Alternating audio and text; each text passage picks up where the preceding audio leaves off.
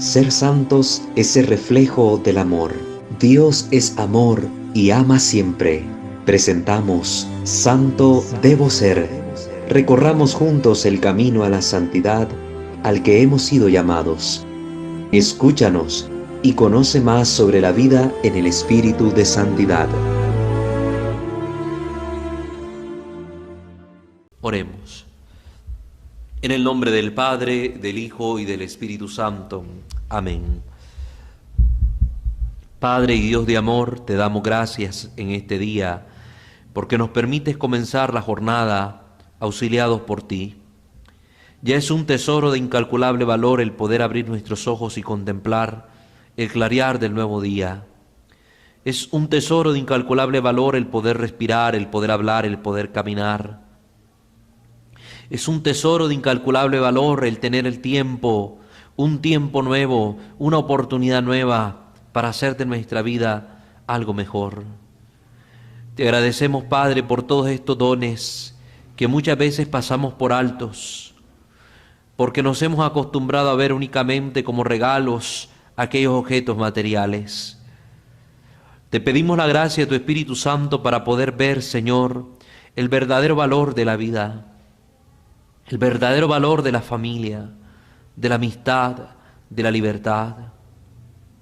En tus manos, Padre, ponemos el devenir histórico de nuestra patria, ponemos el transcurso de los acontecimientos que se vayan desarrollando en nuestra nación.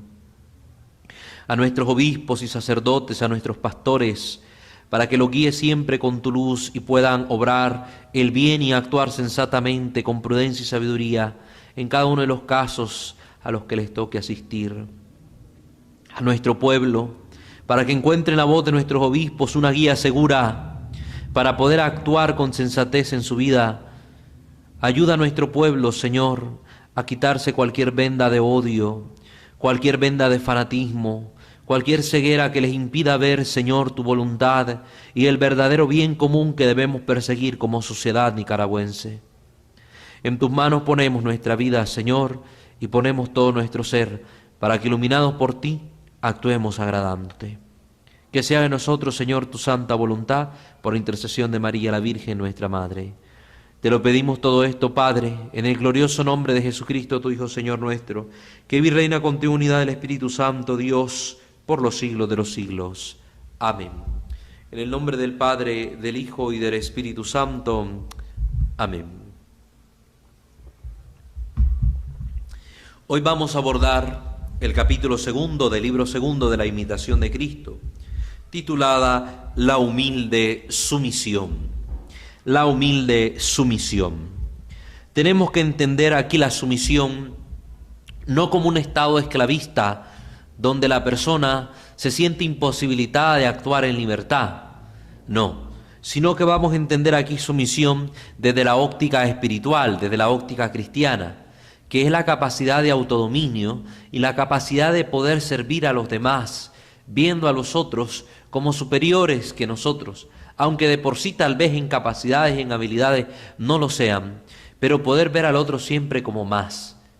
Sublime lección nos dejó Jesucristo, ejerciendo la diaconía del amor en la última cena, como nos lo relata el Evangelio de Juan, que nos dice que el Divino Maestro, siendo Dios y Señor nuestro, tomó la actitud del esclavo, del sirviente, y quitándose el manto se ciñó una toalla a la cintura, y tomando en sus manos una jofaina, se puso a lavar los pies de los apóstoles.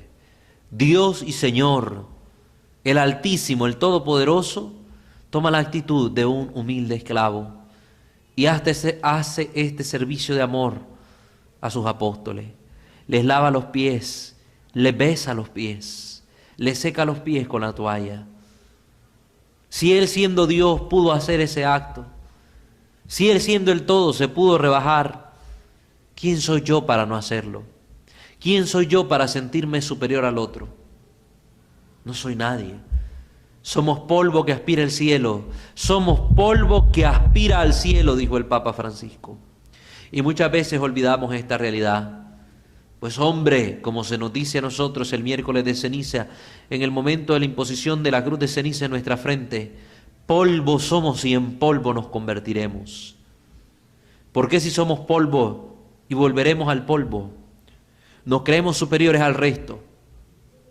¿Por qué le hemos dado lugar a la soberbia en nuestro corazón que se anide y que nos haga vivir en una realidad egocéntrica y ególatra, que nos haga ver a los demás como menos y nos haga ver a los demás como medios para servirnos de ellos y alcanzar la satisfacción de nuestros fines egoístas que se anidan en nuestro corazón? Hay una realidad que debemos desmontar en el corazón del hombre, una realidad, la realidad del egoísmo y la soberbia que se han ahora anidado en el corazón de las personas. Una realidad que es ilusoria, porque no es la verdadera realidad. Es una realidad construida por el pecado, es una realidad efímera, es una realidad que únicamente lo que persigue es la satisfacción temporal. Pero la realidad real, verdadera, es la que Dios nos invita a vivir. La realidad donde nos encontramos con Él y le encontramos el verdadero sentido de nuestra vida a partir de esa verdad trascendente, única y absoluta que es Dios. Una verdad tan negada en nuestros días. Hoy, esta verdad ya no es perseguida por el hombre, la verdad absoluta.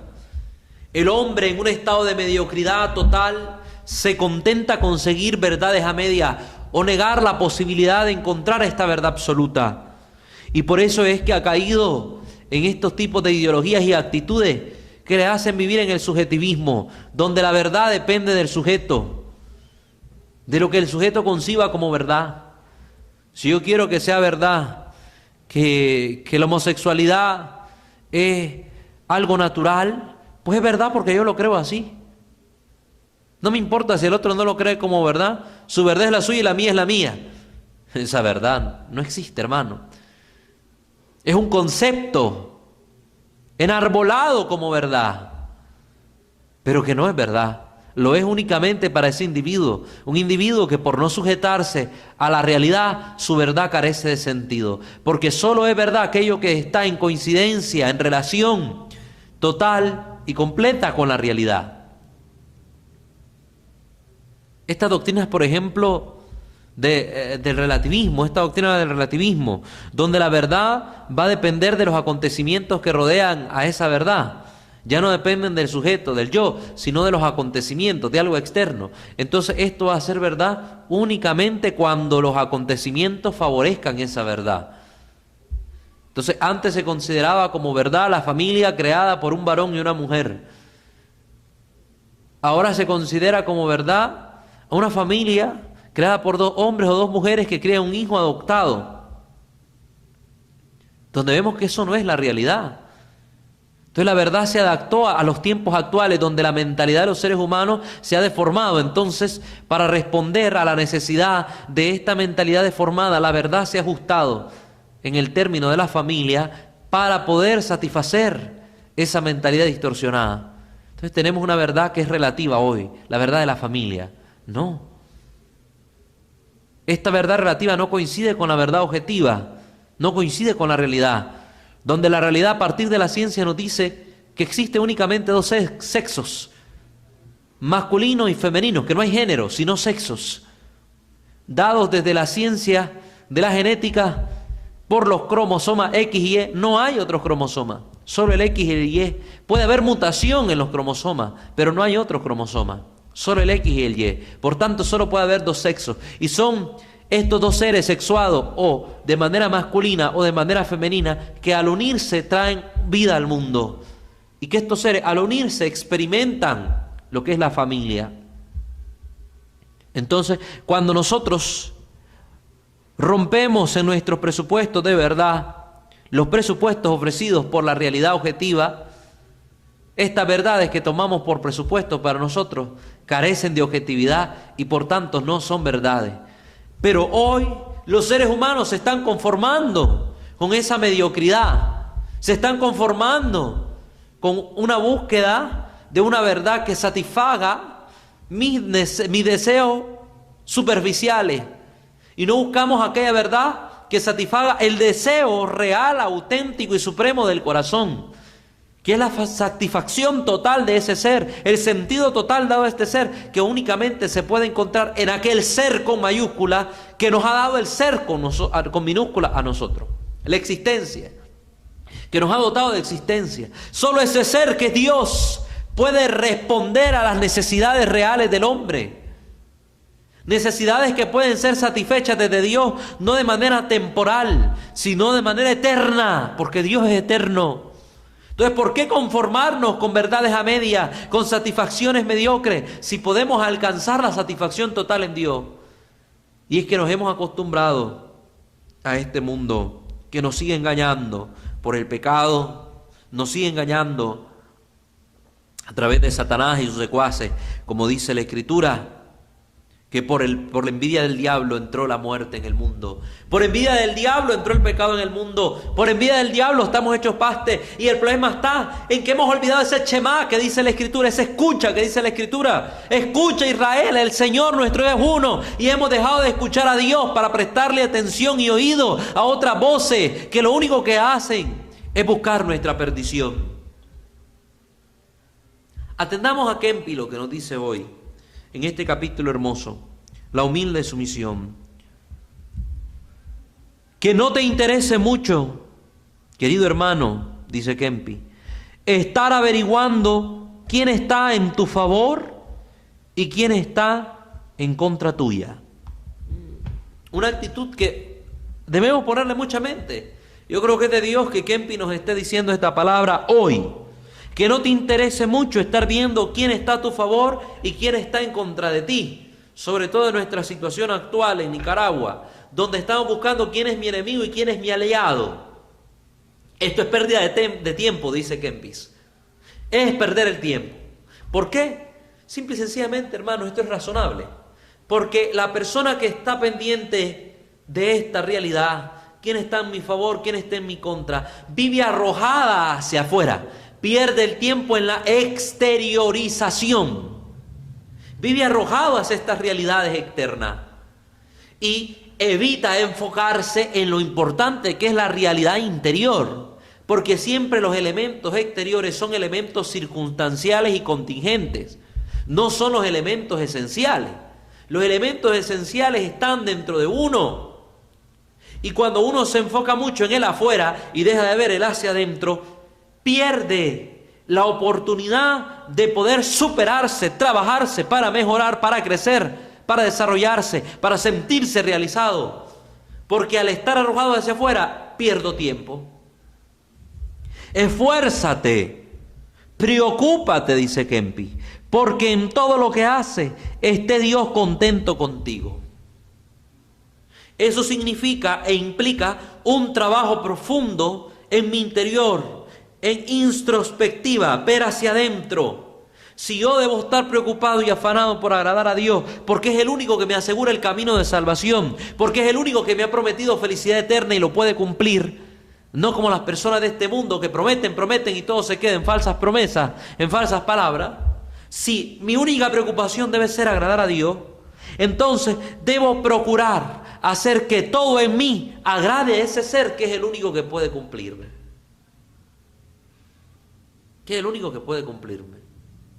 Por ejemplo, cuando en un lugar llegaba una persona a superarse, a desarrollarse, y se convertía en el terrateniente de aquel lugar, y por su inteligencia y sus capacidades había logrado superarse y desarrollarse a nivel económico, a nivel intelectual, a nivel humano, tenía una buena hacienda, un buen capital, buenos campos y trabajo, las personas que le rodeaban y estaban en su terreno, buscaban estar bien con esa persona, porque sabían que si estaban bien con esa persona, podían gozar de los beneficios que esta persona les podía ofrecer. Un trabajo para tener buena tierra, beneficios de salud, beneficios económicos, etcétera, etcétera, etcétera. Y lo hacían no tal vez por un acto hipócrita, yo voy a sonreírle a aquel, una sonrisa falsa de guasón, únicamente para que el otro crea que lo quiero, pero mejor que se muera y lo envidio. No, lo hacían de corazón, porque sobre todo si esta persona se sabía comportar como un buen hermano, el buen hermano termina desarrollando este sentimiento paternal incluso, donde quiere ayudar a los otros y desea ayudar a los otros viéndolos como hijos. pues esta relación que se daba permitía el bien para ambas partes. Y esta parte que era la subsidiada, esta parte que era la asistida, quería siempre tener contento a la parte que era la que le brindaba la asistencia, la ayuda. ¿Por qué? Porque sabía que había beneficios. No buscaba estar en mal con esa persona. Usaba su inteligencia para estar bien. Obraba como a esta persona le agradaba. Trataba de responder a sus necesidades. Necesito un trabajador para esto. Aquí estoy, yo me apunto. Qué bonito. Vivían en su libertad, pero trataban de agradar a aquel. Lo mismo nos invita a Dios a hacer. Agradarle, porque es el único que puede beneficiarnos realmente.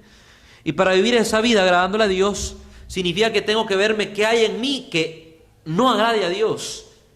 A veces tenemos actitudes, tenemos defectos, tenemos imperfecciones, tenemos vicios, tenemos cosas que debemos tratar de mejorar. Pero ¿cómo puedo yo mejorarlas? ¿Cómo puedo yo trabajarlas si mi enfoque solo se dirige al exterior? A ver quién es mi amigo y quién es mi enemigo, quién se va conmigo, quién es mi brother y quién es el que me está ensartando el puñal. No, dejemos de ver el mundo hacia afuera. Empecemos a verlo hacia adentro, preocupémonos por trabajarnos primero nosotros, porque cuando nos trabajemos primero nosotros, vamos a cumplir aquello que vimos la vez pasada y que el Evangelio nos lo decía. Podremos ver la viga que tengo en mi ojo y al sacarla podré ver la paja en el ojo de mi hermano para ayudarle. Pero si yo no me he trabajado, si yo no me he cambiado, si yo no me he transformado, el tener mi vista arrojada hacia afuera no me beneficia en nada. Pero si yo me estoy trabajando, si yo he cambiado, si yo mi actitud la he hecho distinta, si he desarrollado virtudes, el tener arrojada la vista hacia afuera sí me va a ayudar, porque me va a poder permitir comprender qué hay de necesidad en el otro y cómo poderle ayudar para que esa necesidad pueda ser superada.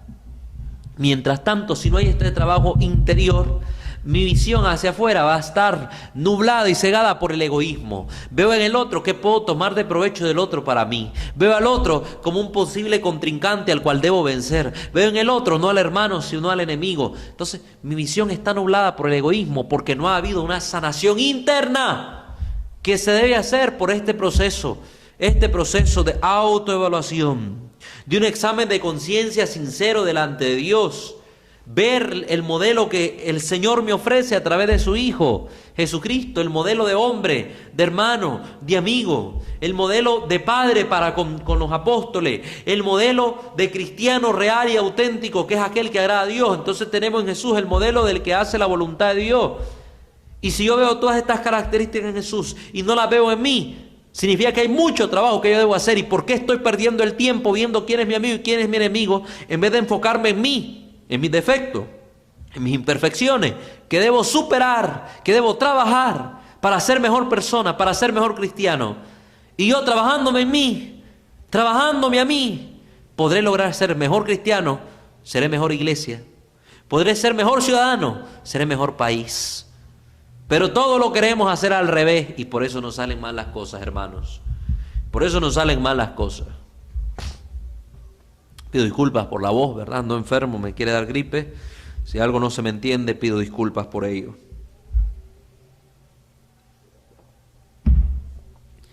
Ten la conciencia tranquila, advierte Kempis, y Dios te defenderá perfectamente.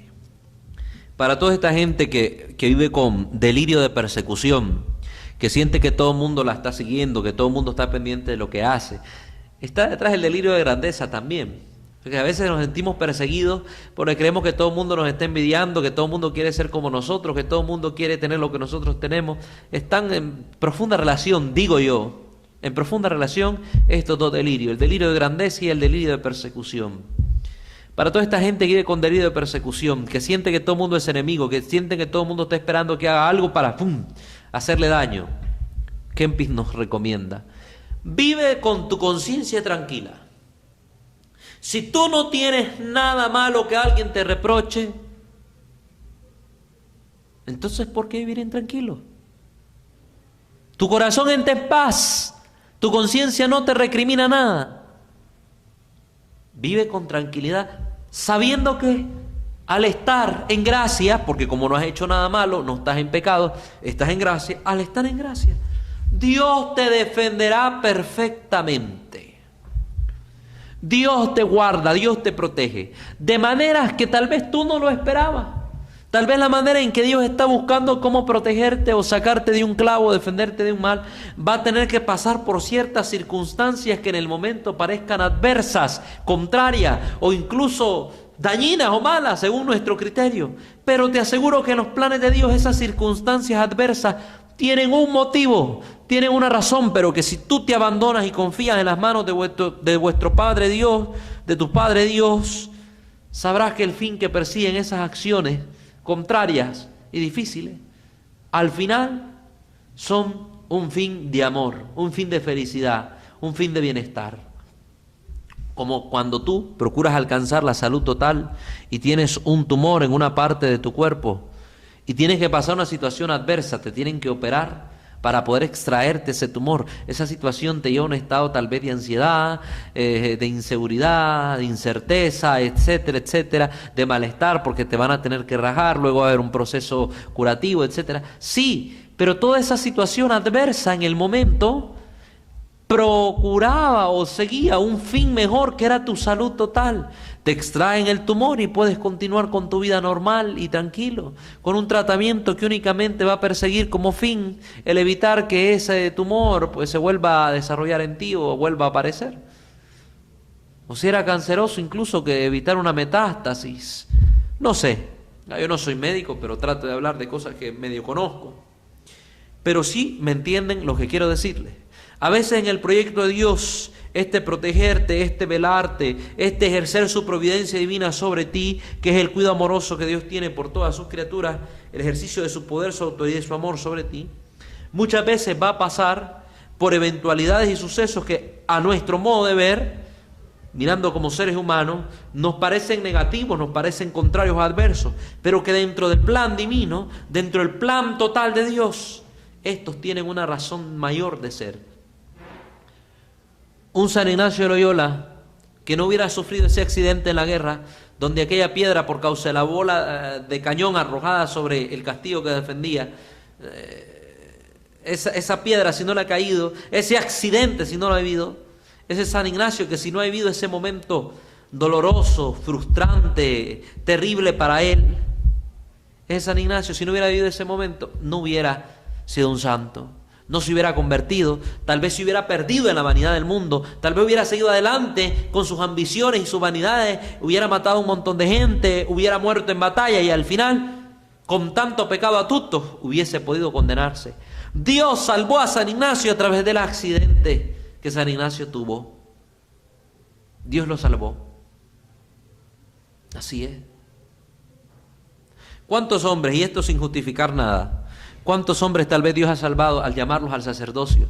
Tal vez si los hubiera dejado en el mundo, no es mi caso, pero estoy poniendo un ejemplo, tal vez si los hubiera dejado en el mundo hubiesen sido malos padres de familia o malos esposos, hubieran dado maltrato a una mujer, etcétera, etcétera, y hubieran vivido una vida de infidelidades, de adulterio, de fornicaciones, y al final se hubieran condenado. Y tal vez Dios, llamándolos a la vida consagrada, le hizo descubrirle e iniciar un proceso de conversión en su vida que le llevó a la santidad. Poniendo otro caso, por ejemplo. Entonces, dentro de los propósitos de Dios, si tú vives con conciencia tranquila, dentro de los propósitos de Dios hay cosas maravillosas aguardándote. Y tú las experimentas de manera mejor con una conciencia tranquila, estando en gracia. El que esté en gracia, Dios lo protege. Tal vez no estarás en estado total de gracia, no vas a vivir todos los días en estado total de gracia, pero sí con una gracia suficiente. Un estado donde podemos decir, estoy bien con Dios. No está perfecta mi relación con Él, pero trato de tenerla perfecta. Pero el problema es que a veces ni eso procuramos. Estoy en pecado y me vale. Peco y sigo pecando y me vale. Sé que el pecado ofende a Dios, pero me vale. Qué triste, queridos hermanos. Qué triste realidad. Triste realidad. Mejor sigamos abordando este tema de Kempi. A quien Dios protege y ayuda, ninguna maldad puede dañar. Esta es palabra profética, es palabra que incluso lo encontramos en la Biblia, porque dice la Escritura, Salmo 91 o Salmo 90, dependiendo de cómo lo vean ustedes, a sus ángeles ha dado órdenes para que te guarden en todos tus caminos. Dios incluso nos ha dado un ángel de la guarda, como lo decimos dentro de la fe católica y bíblicamente respaldada en este versículo y en otros capítulos de la Biblia. Dios nos ha dado un ángel que nos guía, nos protege, nos induce al buen camino. A sus ángeles ha dado órdenes para que nos guarden en todos nuestros caminos. Nos defienden del mal espíritu. Dios vela por nosotros, queridos hermanos. Tenemos que aprender a tener esta certeza, que Dios vela por nosotros y nos hace justicia. Una justicia que a veces perseguimos a través de las instituciones humanas, como la policía, el ejército, los juzgados, y al final tal vez las instituciones humanas, estas instancias de gobierno, estas instancias humanas no nos responden, pero Dios siempre vela por nosotros y Él sí nunca nos va a abandonar y hará justicia en su momento. No desconfiemos de Dios. Tengamos una fe viva, firme, fuerte en el amado y providentísimo Dios y Padre nuestro, Señor de todo tiempo, Dios de la historia, que mira cada uno de nuestros actos y vela por cada uno de sus hijos. A quien Dios protege y ayuda, ninguna maldad puede dañar. Y esto es una verdad atestiguada por la vida de los santos. Recuerdo en una ocasión leyendo de la vida de San Antonio de Padua cómo alguien que lo detestaba y quería hacerle daño, un día lo invitó a cenar a su casa con sus amigos y le envenenó la sopa para que San Antonio cuando la tomara se muriera. Y San Antonio se dio cuenta del mal que este hombre le estaba haciendo en esta sopa. Y tuvo fe en Dios, ¿y saben qué hizo? Con la fe que tenía en Dios y su autoridad sacerdotal, bendijo los alimentos con la señal de la cruz. Y se tomó aquella sopa delante de su enemigo. ¿Y ustedes creen que se murió? No le pasó nada malo. La Escritura dice, tomarán serpientes en sus manos y no les dañarán. Se bebió esta comida envenenada, esta sopa envenenada, y no murió. San Benito Abad, de la famosa medalla de San Benito, la cruz de San Benito, la medalla exorcística que está ahí. Este monje, en muchas ocasiones también sus enemigos trataron de dañarlo y envenenarlo. Él tenía una oración, él hacía la señal de la cruz diciendo sobre los alimentos, Deus qui fecit totum benedicat cibum et potum. Dios que lo ha hecho todo, bendiga el alimento y la bebida, haciendo la señal de la cruz. Se cuenta de una ocasión donde le habían envenenado el vino. Recuerden que él es de la zona europea, en Europa, en Italia, en toda esa área. El vino es la bebida común, como para nosotros el fresco. El vino, la cerveza y el agua son las bebidas más comunes. Allá el fresco, de jugo de naranja y cosas así, son otro tipo de bebida. No es lo común para comer, para cenar, el vino o la cerveza. En una ocasión, a él le habían envenenado el vino. Y él haciendo esa oración con la señal de la cruz, ¿qué logró tener? Esa copa se quebró. Dios lo protegió. Se quebró la copa y el vino se derramó. Y él supo que le habían envenenado. Eso. En otra ocasión fue con el pan, igual, le habían envenenado un trozo de pan que él iba a comer. Y Dios mandó un ave. Vino un cuervo graznando y le quitó de las manos el pan y se lo llevó. Parecen cosas de cuento, parecen locuras, pero no, es la protección divina y la experimentan aquellos que la aman. Dios a veces me ha permitido a mí vivir momentos en que Él me ha protegido de maneras que tal vez en el momento no se entienden. Y me pasó una canteada, como decimos los nicas, nos pasó una canteada o me pasó algo donde los planes no me salieron como eran. Pero gracias a esa canteada o a ese cambio de planes, Dios me salvó a través de un mal menor, de un mal mayor. Entonces Dios permitió estas circunstancias adversas para salvarme. Dios me protege, Dios nos protege. Y el día que me toque morir, sea bajo la circunstancia que sea, Dios ya sabía que esa era la mejor forma en que yo debía morir para darle gloria a Él. Porque toda nuestra vida, como decía San Ignacio de Loyola, debe ser ad maiorem Dei gloriam. Y aún mi muerte, a como me toque morir, glorificará a Dios. Aunque sea que me arrastren los perros en la calle, aunque me muera en un accidente, aunque me muera de un cáncer, ese género de muerte va a ser el género de muerte con el cual yo glorificaré a Dios con ese último acto de mi existencia. Hasta eso lo tenemos claro los que servimos a Dios. Hasta eso lo tenemos claro. Así que alabado sea el Señor. Aunque nos mate un enemigo, ese enemigo creerá estar haciendo el bien o creerá estar satisfaciendo su necesidad. Y creerá sentirse bien por lo que ha hecho. Y más, él no se da cuenta de que aún ese acto malo que él cree estar haciendo y obrando está glorificando a Dios la muerte de esa persona. Así de misterioso es el camino del Señor, y solo se entiende después. En el momento no se ve, pero después se entiende. El Señor lo advirtió: vendrán tiempos en que los perseguirán y muchos los matarán y creerán que con eso estarán glorificando a Dios. Sigamos. Si te acostumbras a callar y a sufrir con paciencia, verás ciertamente en tu vida la ayuda del Señor y cómo Dios te protege.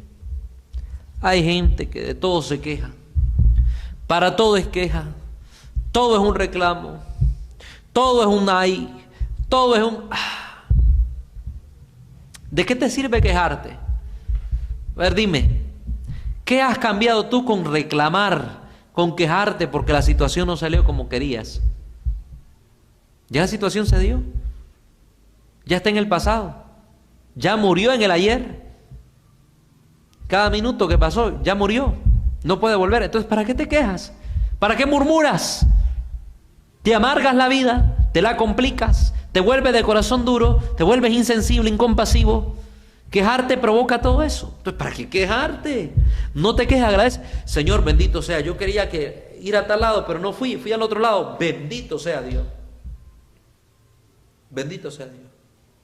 Una experiencia personal.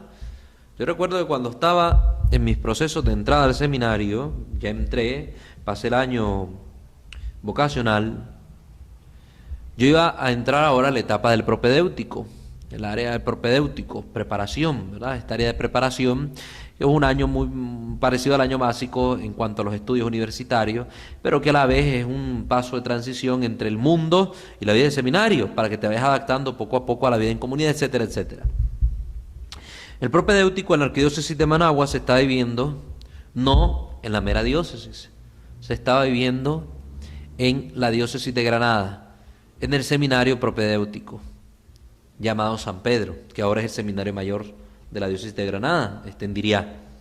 A mí me correspondía ir al seminario propedéutico, a hacer mi experiencia, porque yo ya era un bachiller. Sin embargo, cuando me reuní con el formador a cargo del proceso vocacional, determinó no enviarme al seminario propedéutico, por X o Y razones que hubiesen sido. Y dijo que yo debía quedarme en el seminario menor, donde están los muchachos que aún no han salido de secundaria, que debía quedarme en el seminario menor y allí iba a vivir yo mi proceso de propedéutico. Yo en el momento no lo comprendí, no lo entendí, y le reclamé a Dios. Oré delante del Santísimo, y lloré, me acuerdo, delante del Santísimo. ¿Por qué ese cambio de planes? ¿Por qué las cosas así? Yo estaba preparado psicológicamente, mentalmente y de todas las formas posibles para ir allá, a Granada.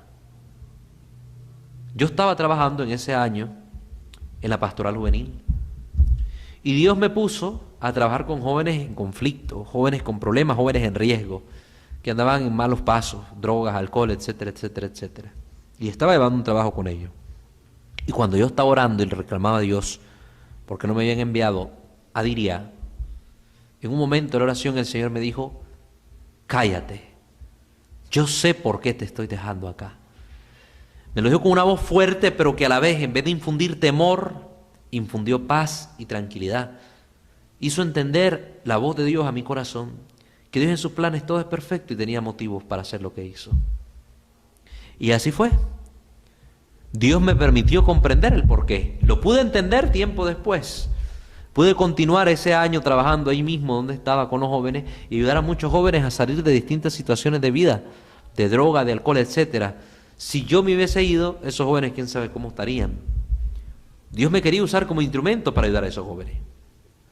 Entonces yo aprendí ahí a no quejarme de nada. Yo toda situación se la agradezco a Dios. Que me dicen, váyase de aquí, váyase para allá. Bendito sea Dios. No continúe esto, bendito sea Dios.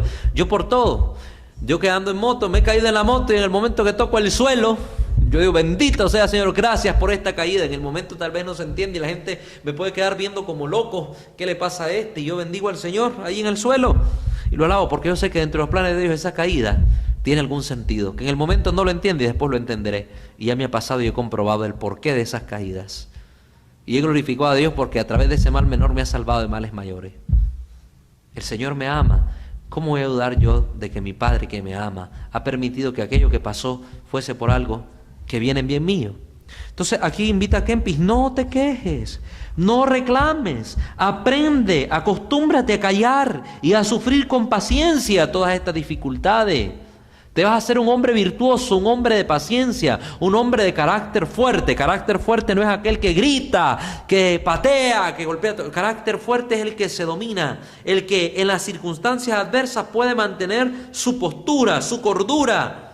Ese tiene un carácter dominado, ha desarrollado en sí la virtud de la templanza. Aprender a sufrir con paciencia nos invita a confiar en Dios.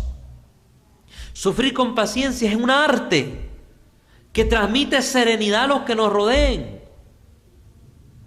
Es una invitación que me hace ver que aunque yo estoy en la historia, estoy en el mundo, yo no soy ni dueño del mundo, ni dueño de la historia. Y que hay alguien que conduce la historia a su verdadero fin, el que es el alfa y el omega, el principio y el fin. Y entonces esta actitud de silencio y de sufrimiento en serenidad me hace abandonarme en las manos de Dios. Desarrolla en mí la confianza en mi Padre y saber que aunque yo tengo capacidades y puedo hacer ciertas cosas, al final es Dios el que tiene la última palabra y es Dios el que puede obrar un milagro y es Dios el que tiene la plena seguridad de mi vida en sus manos. Confianza, confianza. Cuando tú te creas, cuando tú te quejas, te crees más que Dios.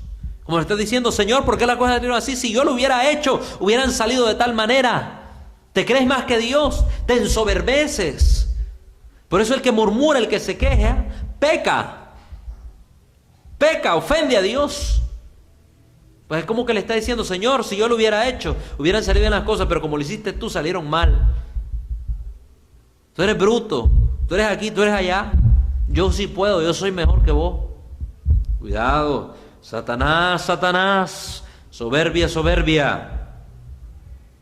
Dios conoce el tiempo oportuno y la manera mejor para ayudarte.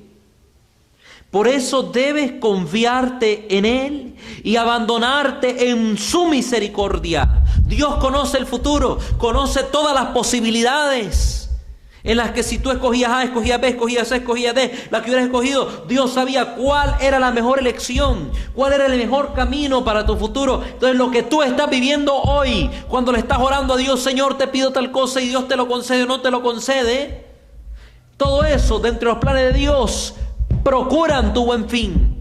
Él conoce el futuro. Él no coarta tu libertad, no la coacciona, te deja ser libre, pero en ese ser libre, Dios conoce en tus elecciones que lo que vas a elegir, hacia dónde te va a llevar. Y por eso Él también va permitiendo que acontezcan en nuestra vida ciertos eventos que, aunque escojamos mal, procure llegar a nuestra salvación del alma, procure llegar a nuestro bien. Lo que pasa es que nosotros no entendemos a Dios. Porque dice la Escritura, mis caminos no son tus caminos, ni mis pensamientos son tus pensamientos. Y así como el cielo aventaja la tierra, mis pensamientos aventajan a los tuyos, dice el Señor. Él conoce el tiempo oportuno para todo. Y la mejor manera de ayudarte, cuando tú ores, en vez de decirle, Señor, yo quiero que me des una casa, cambia tu manera de orar. Señor, si es tu voluntad darme una casa y es para mi bien, concédemela. Señor, si tener una casa propia va a ser para mi perdición, no me la des. Hágase tu voluntad. Hay que aprender a orar en el abandono en la divina voluntad. Señor, que no sea lo que yo quiera, sino lo que quieras tú. Señor, que no pase lo que yo desee, sino lo que desees tú. A veces tenemos esta actitud de querer llegar a decirle a Dios lo que tiene que hacer para nosotros. No, tenemos que aprender a abandonarnos en las manos de Dios. No ser como esos pacientes que van al doctor. Doctor, yo creo que según mis síntomas tengo esto, recéteme esto y yo me voy a curar. Entonces, ¿para qué fuiste al médico? Andate solo a la farmacia. Si vas al doctor es porque te reconoces en un problema, en una dificultad. Deja que él vea cuáles son los síntomas y deja que él mire cuál es la enfermedad que te va a diagnosticar y deja que él te proponga qué medicina tomar. Pero no juegues a ser el médico, no juegues a ser Dios en tu vida. Confíate en las manos de Dios. Confíate. Abandónate en su misericordia. Él ve tu miseria. Tú no mereces nada. ¿Qué merezco yo? Si solo vivo ofendiendo a Dios, solo vivo pecando, solo vivo actuando en contra de su voluntad. Miro al otro como mi enemigo, lo vivo ofendiendo, soy vanidoso, soy aquí, soy allá. ¿Qué merezco? Nada. ¿Y por qué pido tanto? ¿Por qué exijo tanto? Confíate en la misericordia de Dios, que viendo aún esa miseria que eres, te ama, te protege, te cuida, te sana. Abandónate en su misericordia, porque tú no tienes derecho a reclamar que Dios haga nada bueno en ti, porque tú solo obras el mal y buscas tu mal, y sin embargo en su amor, Dios por su misericordia actúa y obra en bien de ti, y te ama, aunque eres malo, aunque obres mal, y espera a Él que tú cambies. Por eso dice la Escritura, Dios hace salir el sol sobre los justos y los pecadores y hace caer la lluvia sobre los buenos y los malos. Para el malo también hay lluvia, y si el malo siembra, también el malo tendrá cosecha. Porque Dios lo ama y es en su misericordia que Dios ha tenido piedad para con él y le ha dado el agua del cielo para que crezcan sus cultivos. Confíate en la misericordia de Dios y pide al final de tu vida que tú tengas que presentarte ante el tribunal de la misericordia.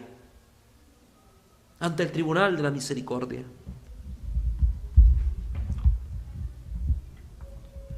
Es propio de Dios socorrer y librar en momentos de abatimiento o desconcierto. Dios socorre. Con frecuencia sirve mucho y es muy útil para hacernos más humildes. Que otros sepan nuestras faltas y no nos las reprendan o critiquen. Es bueno también esto. Es un acto de misericordia corregir las faltas de los demás. Pero a veces también es necesario que estas faltas se manifiesten en la persona para que la persona reconozca lo que es. Es como cuando a alguien usted le llama la atención y le da un consejo y la persona no lo quiere seguir el consejo. A veces es necesario dejarla ahí, dejarla, que haga su capricho y que se dé cuenta que cuando obre lo que no se le indicó, cuál va a ser la consecuencia, cuál va a ser el efecto de aquella actitud. A veces es necesario para que la persona se dé cuenta lo que es. Se cree no, es que yo sé, por aquí no podemos ir y así va a ser y así va a ser. Y al final, ¡pum!, salió malo todo.